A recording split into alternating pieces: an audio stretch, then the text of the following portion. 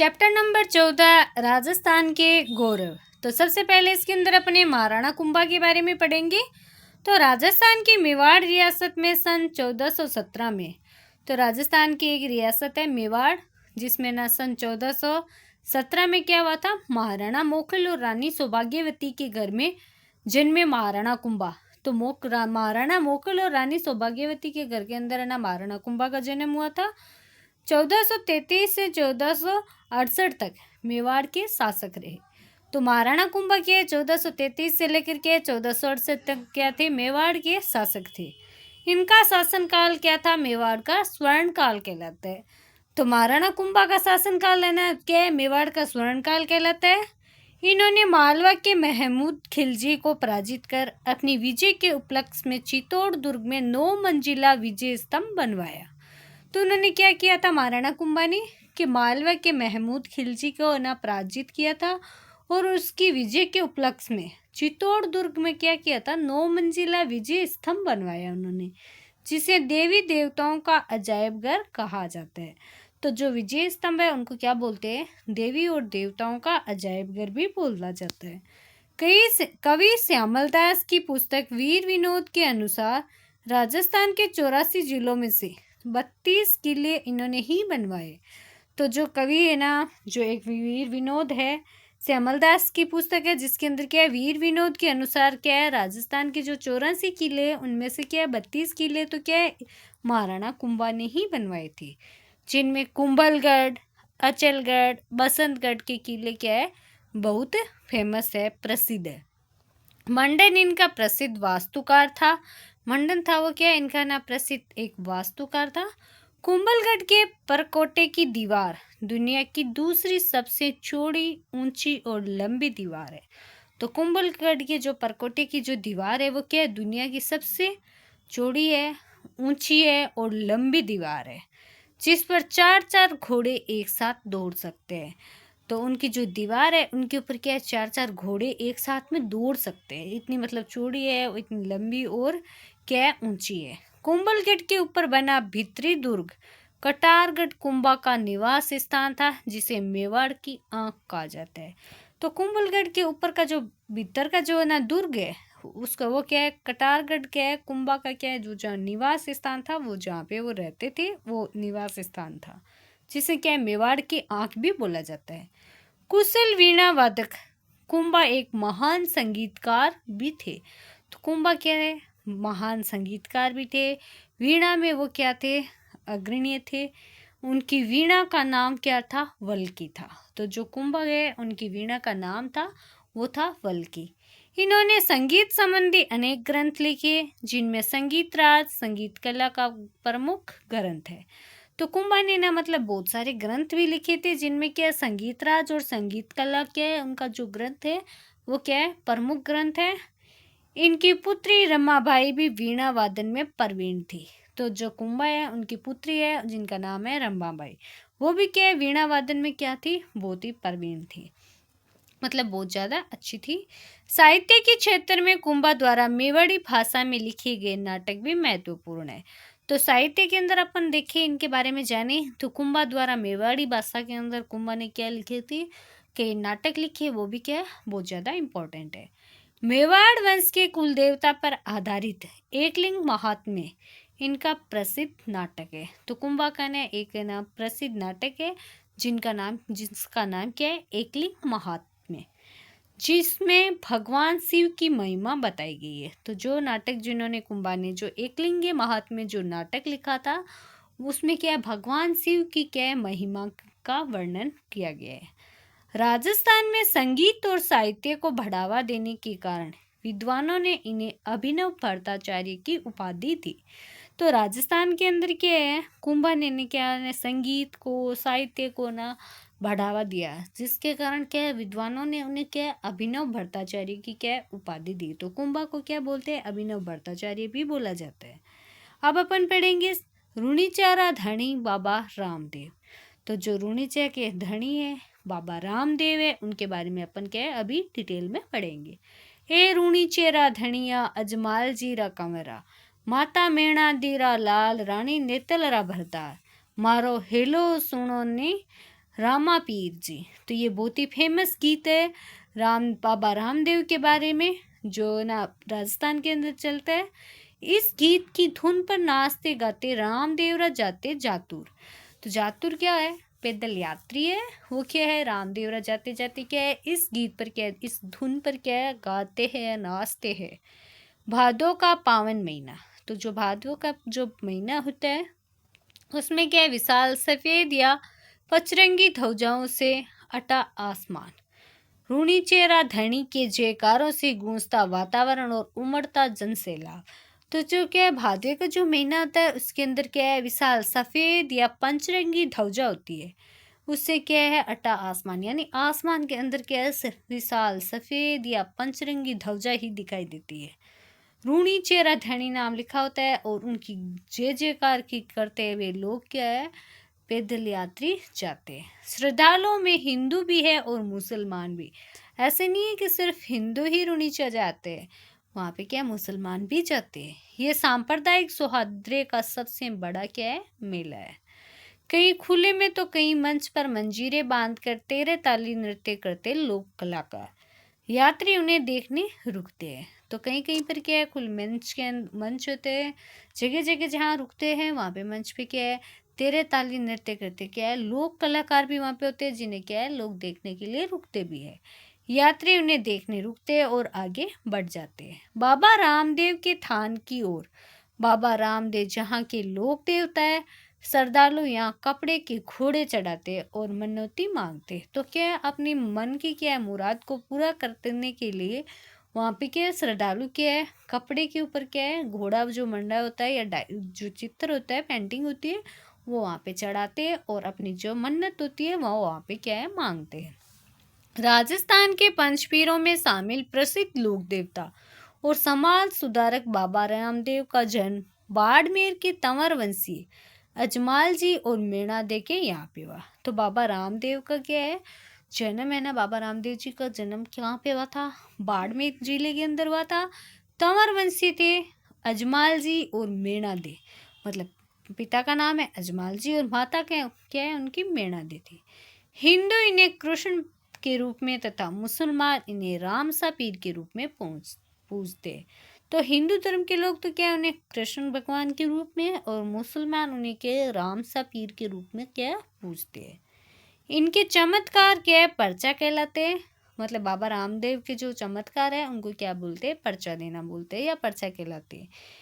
इनके अनेक चमत्कारों की कहानियां जनमानस में प्रचलित है, जैसे भैरव नामक राक्षस का वध करके उसके आतंक से लोगों की रक्षा करना। तो जो इनके चमत्कार है उनकी कहानियां क्या है? जनमानस यानी जनता के अंदर क्या है? प्रचलित है। जैसे भैरव नामक का राक्षस का वध किया था उन्होंने और उसके आतंक से क्या लोगों को की रक्षा की थी। मक्का से पीरों के बर्तन मंगवाना, रानी नेतल डे को पर्चा दिखाना इत्यादि इनकी क्या है? प्रचलित है। जनमानस के अंदर कहानियां हैं, चमत्कार है इनके। बाबा रामदेव ने अपना पूरा जीवन के गोरक्षा, लोक कल्याण, सामाजिक समरसता में लगाया। छुआछूत, ऊंच नीच आदि भेदभावों को दूर कर पिछड़ों के उद्धार के लिए उन्होंने हमेशा संघर्ष किया। उन्होंने असाध्य रोगों से ग्रस्त रोगियों की सेवा की तथा विदेशी आक्रमणकारियों से लोहा लिया।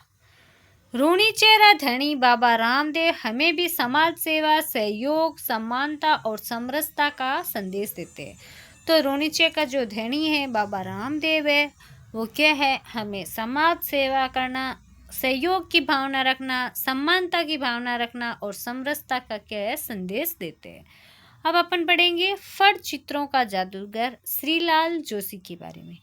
तो रात का समय, गांव की चौपाल पर सजा मंच के सामने उत्सुक दर्शक, मंच पर ही आर पार दीवार की तरह लगा कपड़े पर किसी कहानी का एहसास कराने वाले चित्रित कथा को रावण हत्या या जंतर की धुन पर सुनाता भोपा और चित्रों को दीपक या लालटेन से दिखाती भूपिन। ये है राजस्थान की प्रसिद्ध लोक कला फड़ गायन की एक झलक होती है। फड़ गायन का आधार क्या है? फड़ चित्र होते हैं। फड़ चित्रण की अंतर्राष्ट्रीय पहचान बनाने वाले चितेरे हैं श्रीलाल जोशी। तो श्रीलाल जोशी क्या है? अंतर्राष्ट्रीय पहचान बनाने वाले फड़ के वाद्यकर। श्रीलाल जोशी का जन्म कब हुआ था? 5 मार्च 1931 को भीलवाड़ा के शाहपुरा में हुआ था। ये 13 वर्ष से ही फड़ चित्रण से जुड़ गए। इन्होंने नवीन तकनीकों और प्रयोगों से फड़ चित्रण को क्या लोकप्रिय बनाया।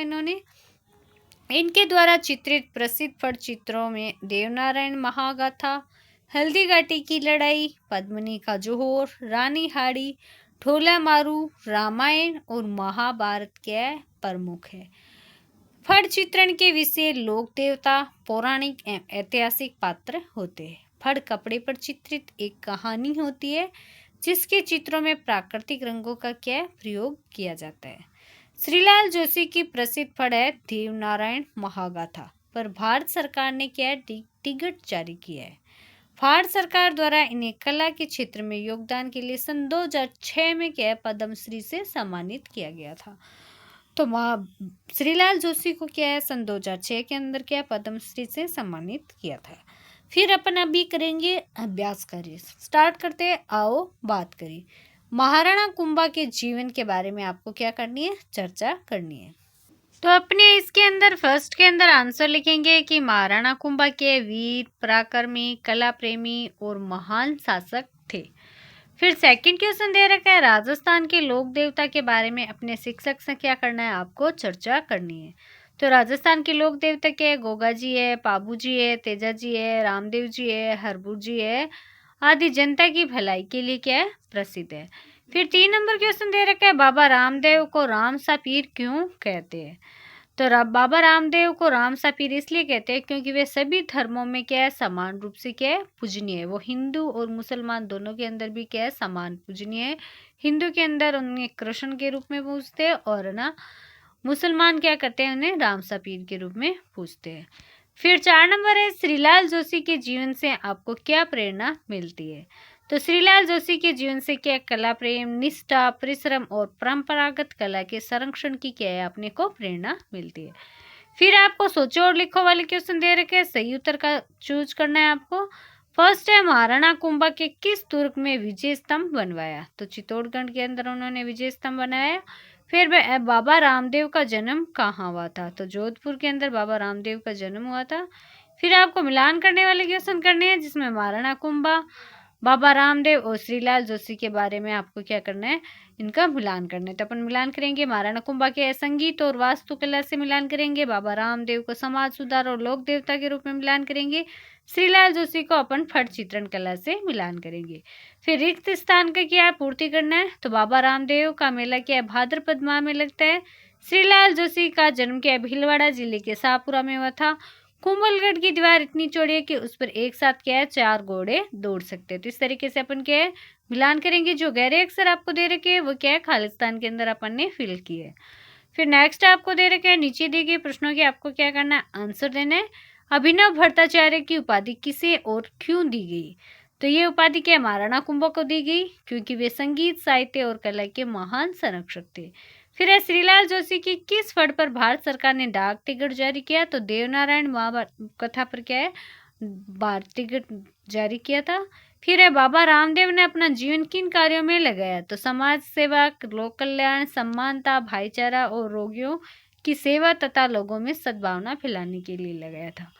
फिर है महाराणा कुंभा ने विजय स्तंभ का निर्माण क्यों करवाया। तो मालवा के महमूद खिलजी पर विजय प्राप्त करने की क्या स्मृति के अंदर क्या उनके उपलक्ष्य में क्या है विजय स्तंभ का निर्माण करवाया था। फिर आपको नीचे दिए गए शब्दों के बारे में लिखना है। तो अपन लिखेंगे जैसे पर्चा को क्या बोलते हैं, शब्दार्थ लिखने, प्रसिद्धि या चमत्कार, वल्की यानी वीणा का एक प्रकार है, रावण हत्या क्या राजस्थान की प्रसिद्ध लोकवाद्य है, रूणीचरा धणी बाबा रामदेव का संबोधन रूणीचर के स्वामी के रूप में भी करते हैं, रूणीचरा के धणी के रूप में भी करते हैं। फिर भाषा की बात ये रखिए, उचित विराम चिन्ह आपको क्या करने लगाने। तो क्वेश्चन आपको कैसे दे रखा है, महाराणा कुंभा एक महान शासक थे, तो इसके अंदर क्या विराम चिन्ह अपने को नहीं दे रखे, आपको क्या करना है लगाना है। तो अपन इस तरीके से क्या विराम चिन्ह लगाएंगे। महाराणा कुंभा एक महान शासक थे, फिर विराम चिन्ह लगा देंगे। फिर है बाबा रामदेव ने सामाजिक समरसता का संदेश दिया। फिर श्रीलाल जोशी प्रसिद्ध फट चित्रकार थे क्या आगे विराम चिन्ह लगाएंगे। क्या आपने उनका नाम सुना है। तो इसके आगे क्या है सुना है मतलब क्वेश्चन मार्क लगवा देंगे। फिर साधारण वाक्य है, उसको क्या है, आज्ञावाचक वाक्य में अंदर आपको क्या करना है, चेंज करना है। तो आप अपनी पसंद की पुस्तक पढ़ रहे हो, तो अपन क्या है, आप अपनी पसंद की पुस्तक को क्या है, पढ़िए। आप फुटबॉल खेल रहे हैं, तो आज्ञावाचक वाक्य क्या है, फुटबॉल खेलो आप। फिर फट चित्रण देख रहे हैं, फट चित्रण देखो। तो मतलब ये क्या है, आज्ञावाचक वाक्य है। फिर है रचनात्मक प्रश्न आपको दे रखे है। पाठ में मंजीरे बांधकर 13 ताली नृत्य करते लोक कलाकारों की चर्चा की गई है। आप भी आसपास के नृत्य लोक यंत्रों की जानकारी प्राप्त करके उनके बारे में आपको क्या करना है, लिखना है। तो ये आपका स्वयं का एक ना कार्य है जो आपको खुद को करना है। जैसे पाठ में क्या है, मेरे आसपास कई लोक नृत्य और वाद्य यंत्र प्रसिद्ध है। यहाँ के प्रमुख लोक नृत्यों में गेर, घूमर, कालबेलिया, धमाल और गौरी नृत्य क्या है, शामिल है। इन नृत्यों में पारंपरिक वेशभूषा पहनकर ताल के साथ के समूह में प्रदर्शन किया जाता है। वाद्य यंत्रों में क्या है, ढोलक, नगाड़ा, हारमोनियम, मंजीरा, सारंगी, भपंग और क्या है, वीण क्या है, प्रमुख है। इन वाद्य यंत्रों की धुन पर लोक नृतक अपनी लय और ताल के साथ क्या है, सुंदर नृत्य प्रस्तुत करते हैं। इन लोक कलाओं से हमारी संस्कृति की समृद्धि और परंपराओं की सुंदर झलक भी मिलती है। फिर आपको दे रखा है, क्वेश्चन है, कल्पना करो कि आप एक फट चित्रकार है। आप अपनी पहली पेंटिंग में क्या चित्रित करना चाहोगे और क्यों? तो यदि मैं एक फट चित्रकार होता तो पहली पेंटिंग में बाबा रामदेव जी का जीवन और उनके लोक कल्याणकारी कार्यों को क्या चित्रित करता। वे क्या समाज में समानता, सद्भाव और सेवा का संदेश देते हैं। उनसे लोगों को प्रेरणा मिलती है। फट चित्रण में कहानियों चित्रों के माध्यम से दिखाई जाती है, इसलिए मुझे लगता है कि बाबा रामदेव की पेंटिंग बनाकर मैं लोगों को अच्छा संदेश दे सकूंगी। उनकी जीवन गाथा मेरे चित्र को अर्थ, सुंदरता और सांस्कृतिक महत्व प्रदान करेगी। तो